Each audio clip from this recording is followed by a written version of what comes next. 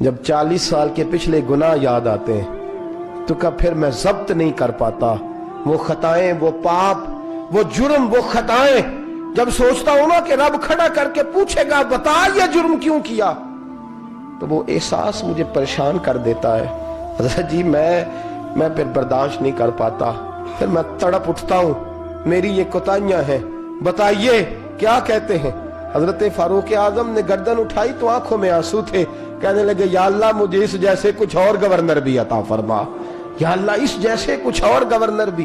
عزیزو اپنا حال کیا ہے؟ ملک شام جب فتح ہوا تو حضرت سعد بن ابی وقاص رضی اللہ تعالیٰ عنہ کہتے ہیں کہ کچھ لوگ مجھے کہنے لگے کہ ہم آپ سے معاملات طے نہیں کریں گے، ہم جزیہ دیں گے، ٹیکس دیں گے، اسلامی حکومت کے زیر اثر آئیں گے، لیکن آپ سے معاملات طے نہیں کریں گے، اپنے امیر کو بلائیے۔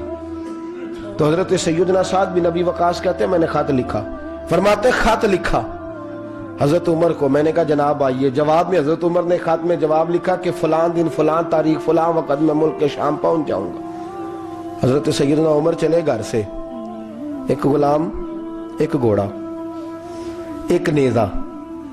حضرت فاروق اعظم نے کچھ کھجوریں، خشک کھجوریں، کچھ سرکہ باندھ کے رکھ لیا رستے میں کھانے کو۔ یہ بادشاہی میں فقیری ہو رہی ہے، لاکھوں مربع میل کا حکمران ہے، کروڑوں اور اربوں روپے پاس پڑے ہوئے، وہ ساری چیزیں رکھ لیں اور سیدنا عمر فاروق رضی اللہ تعالیٰ عنہ چلنے لگے۔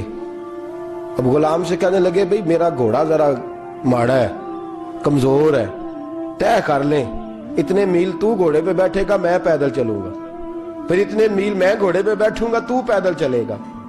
ملک شام پہنچنے کا وقت آ گیا، جب وقت آیا تو پیدل چلنے کی سواری حضرت عمر کی تھی، ان کی باری تھی پیدل چلنے کی، اور سواری پر سوار ہونے کی باری غلام کی تھی۔ توجہ، یہ لوگ رشتے کرتے ہیں نا تو کرائے کی کار لے کے چلے جاتے ہیں، بعد میں وہ پوچھتے ہیں کہ تسی تے کار تے آئے سو۔ ہم اپنے آپ کو بنانے کے لیے جھوٹی انعام بھی خریدنی پڑے تو خریدنے سے ہم پرہیز، ہم جو بتاتے ہیں وہ ہم ہوتے نہیں، اور جو ہم ہوتے ہیں وہ ہم بتاتے۔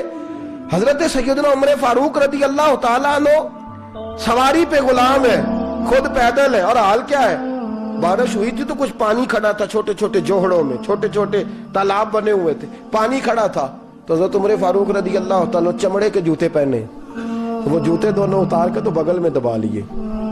حضرت سعد بن ابی وقاص فرماتے ہیں اسی بغل میں نیزہ رکھ لیا اور تامت تھوڑا اونچا کر لیا کہ پانی سے چلنا ہے، اور غلام کو گھوڑے پہ بٹھایا ہے اور گھوڑے کی لگام پکڑی ہے تو یوں پیچھے رکھی ہوئی ہے، اور حضرت سیدنا فاروق اعظم رضی اللہ تعالیٰ عنہ آ رہے ہیں۔ غلام کہنے لگا حضور لوگ دیکھ رہے ہیں، مہربانی کرے بیٹھ جائیں۔